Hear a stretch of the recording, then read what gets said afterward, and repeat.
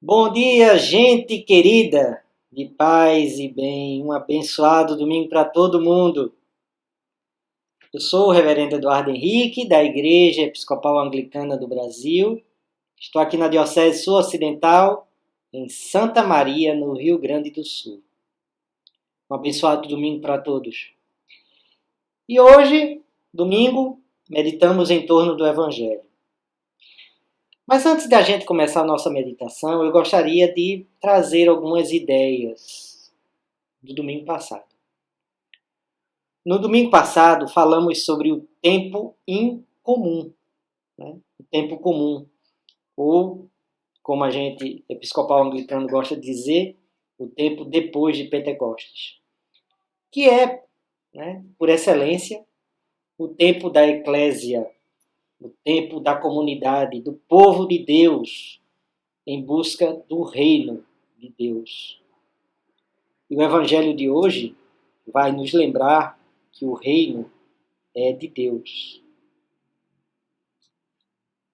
Antes de a gente começar a conversar sobre, né, essas questões do reino de Deus, os recados de sempre. Se você não é inscrito ou inscrita, inscreva-se. Venha fazer parte desta comunidade plural e de paz. Todos aqueles que são e aquelas que são de paz e bem são bem-vindos aqui. Tá bom? Curta, compartilhe, não se esqueça de curtir o vídeo. Compartilhe nas suas redes sociais, isso ajuda a divulgar, né? A apresentar para outras pessoas o nosso canal. Tá bom? Reverendo, eu gostaria de ajudar, né? Colaborar de alguma forma, de uma pequena quantia. Você pode fazer a sua assinatura solidária. Tem um link aí na descrição do vídeo, tá? E também, se você não tiver condições, se você tiver vontade, mas não tiver condições também, fique tranquilo, fique tranquila, tá bem? O importante é a gente estar junto aqui, em torno da meditação. E meditar junto com a gente. Tá bem assim? Então vamos ao texto de hoje, que está em Marcos, capítulo 4, do versículo 26 ao 32. Bem, qual é o contexto do texto? Que a gente lê trechos, né? São os trechos que são lidos, são selecionados pelo lecionário, né? Lecionário é aquela lista de textos próprios para cada dia, né? Há o lecionário diário e há o lecionário próprio dos domingos. Então a sugestão é essa, né? Dessa perícope, esse pequeno trecho. E qual é o contexto aqui? O contexto é que Jesus está falando, né, com as pessoas, com a multidão, com as comunidades, com os seus seguidores. E como a gente, né, no domingo passado eu cheguei a comentar, isso faz com que, de um lado, a família, né, a mãe, os irmãos e as irmãs de Jesus, achem que ele está louco, né? E do outro lado, os doutores da lei, né, os religiosos de então, vamos dizer assim, dizem que ele é um enviado do Satanás, do diabo, porque, né, faz uma série de curas e coisas. E aí Jesus, diante dessa oposição, que a gente vai ver que é uma oposição própria, né, das comunidades, e daí as comunidades guardarem isso, ou seja, esse círculo familiar, muitas vezes, esse círculo dos doutores da lei, dos religiosos, não compreendem a ação do Espírito. E aí Jesus fala, olha, isso não é obra de Satanás, isso é obra do Espírito. Porque Satanás não pode se voltar contra Satanás. Isso pressupõe que o seu reino está dividido. E a gente percebe o quanto, não é? diante das ações malignas no mundo, as forças do mal se unem, né? A gente percebe isso na história, ontem e hoje. Diante dessa pseudo-divisão entre, né, as forças malignas do anticristo, né, daqueles que são contra a proposta crística, dos falsos messias, eles se unem. Né? É uma coisa que os poderosos sabem muito bem, se unir. Né?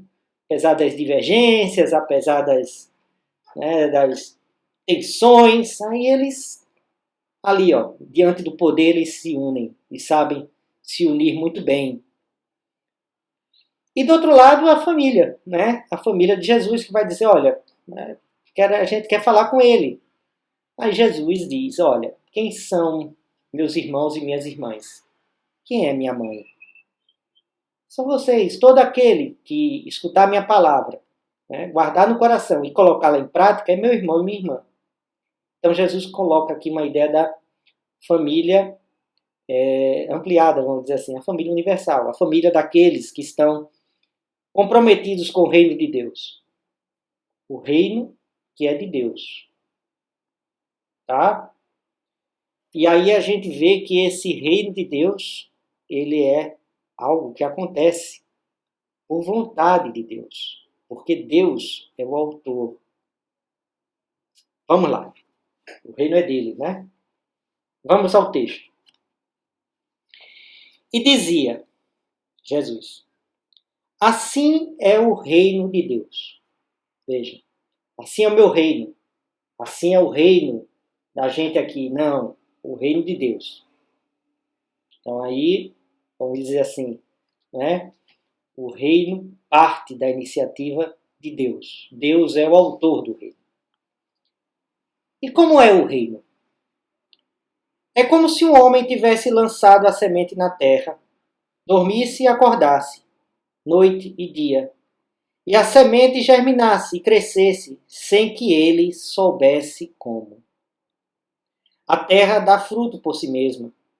Primeiro o caule, depois a espiga, e por fim a espiga cheia de grãos.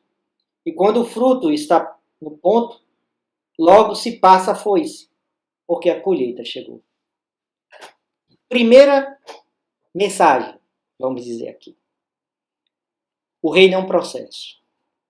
Ele não é uma coisa que estamos aqui de repente, assim, e de repente o reino aparece. Aconteceu o reino de Deus. Não, ele é um processo. É um processo lento, né? Como a semente na terra, ali, ó. Ninguém vê a semente, né? Está lá na terra e aí ela começa a germinar. Depois de germinar, ela produz um caule. Depois desse caule produz, né, a espiga. Depois os grãos amadurecem e aí está pronto. Interessante a gente observar também aqui, nessa dimensão do tempo, ou do temporal, a ideia do dia e noite. Vigília e adormecer, não é? A ideia de estar dormindo e acordado. Então existe, e aí a gente precisa encarar isso de frente, uma dimensão ativa e passiva do reino de Deus. De um lado, como o agricultor precisa da ação, né, do cuidado da semente, da planta, precisa de pessoas que colaborem, né, com o agricultor, ajudem ali no cultivo, do cultivar. Mas é importante também saber que há coisas que independem de nós. E aí a gente tem que encarar o reino de Deus como algo que parte da providência de Deus e da graça dele. É algo que acontece no escondido, no recôncavo da história.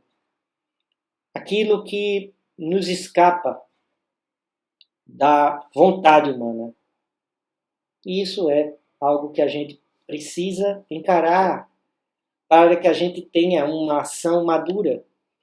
Dentro de um tempo de tanta angústia, de tanta ansiedade, de tanto medo, de tanta desesperança, de tanta incerteza, em que a gente vê que, meu Deus, tem misericórdia de nós. Quanta morte, quanto sofrimento. Onde está o teu reino? Uma pergunta válida e honesta e que deve ser feita. Mas ele acontece.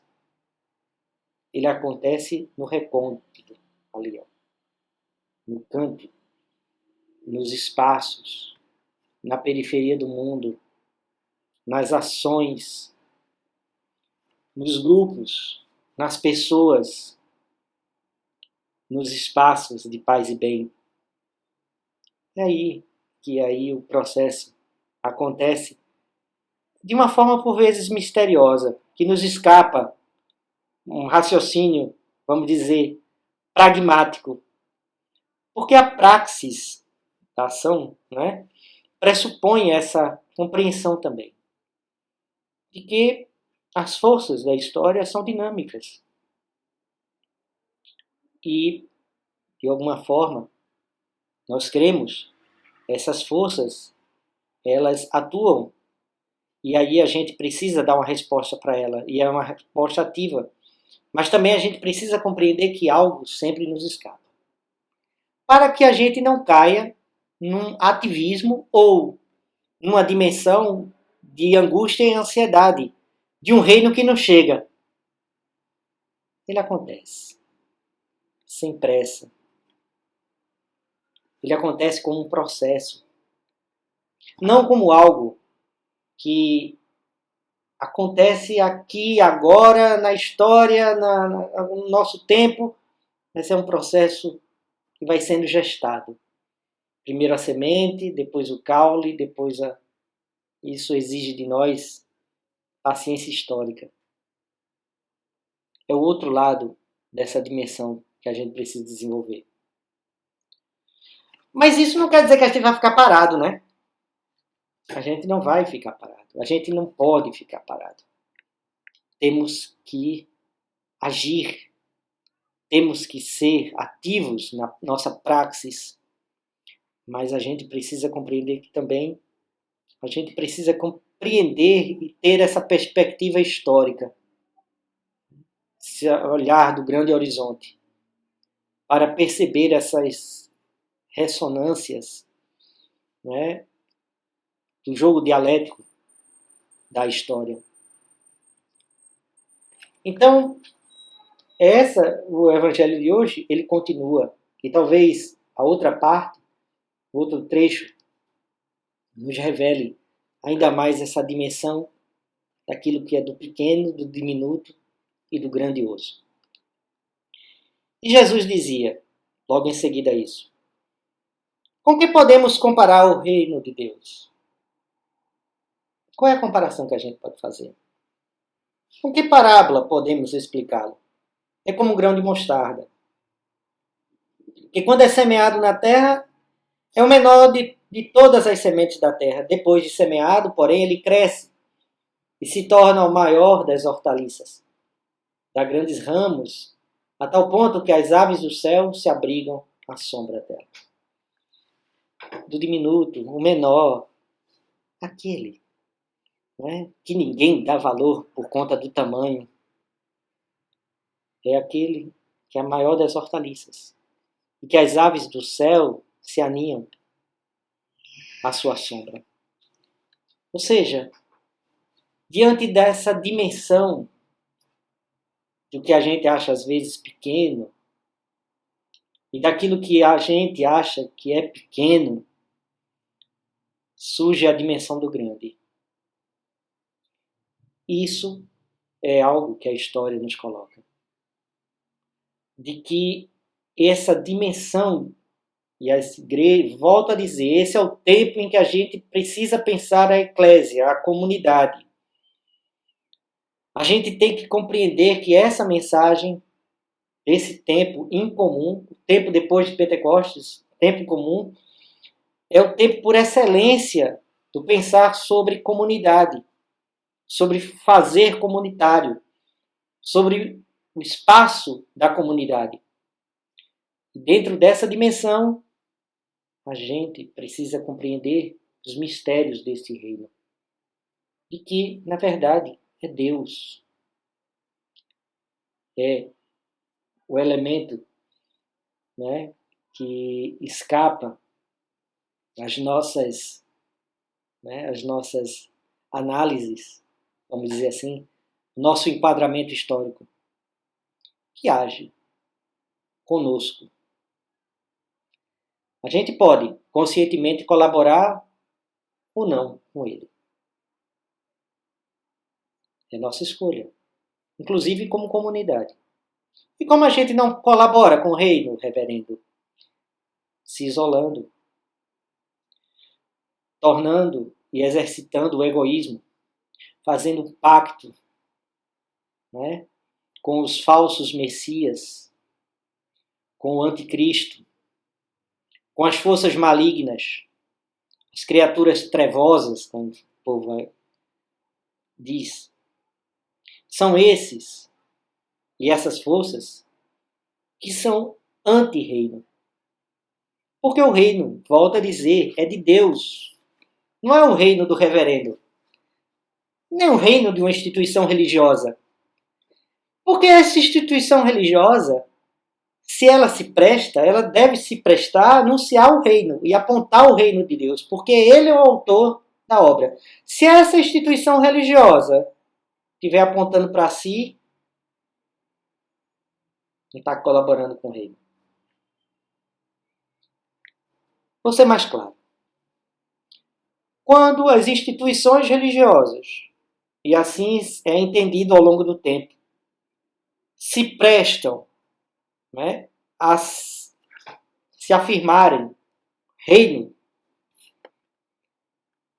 começa a ruína.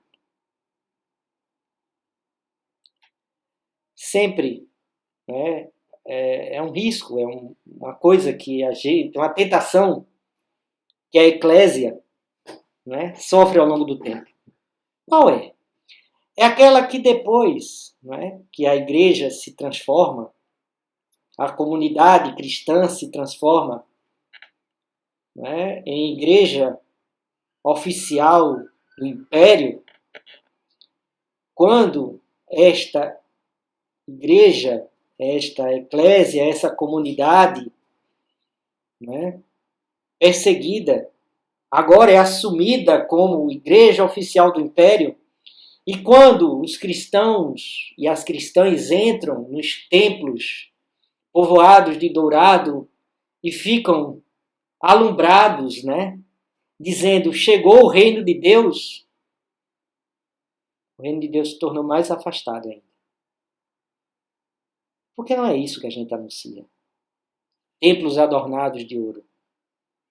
Nem vestes primorosas e cânticos e coisas. Se isso se presta, é como dedos apontados para o horizonte. Nos afasta na medida em que caminhamos. Mas que a gente crê que um dia chega. Essa é a mensagem. Essa é a grande ideia que esse trechinho, né, esses dois trechos, né, do Evangelho de Marcos nos coloca. Essa é a mensagem para hoje. Que a gente possa entender que o reino é de Deus e que a gente pode colaborar ou não. Como é que a gente pode colaborar? Percebendo que é um processo histórico, que a gente precisa ter paciência histórica, que a gente precisa se engajar, mas que há coisas que nos escapam. E a gente precisa do discernimento do Espírito para entender, né, o tempo oportuno, o kairos. Tá bem? Que tenhamos sabedoria, não é? Que tenhamos sabedoria. Então fica aqui a mensagem de hoje, o convite para às 21 horas, ofício no final da noite. E deixo aqui com vocês a bênção. Que Deus verdadeiramente nos abençoe, de verdade. Que Deus seja conosco neste tempo de tanta incerteza. Que a gente possa, nesse tempo de ansiedade, de angústia, de sofrimento, de morte, de dor, a gente possa ser sinal do reino. Recebam todos e todas as bênçãos de Deus. O amor de Cristo nos atraia. O poder de Cristo nos fortaleça no seu serviço. A paz de Cristo enche os nossos corações de alegria e renove com esperança a nossa fé.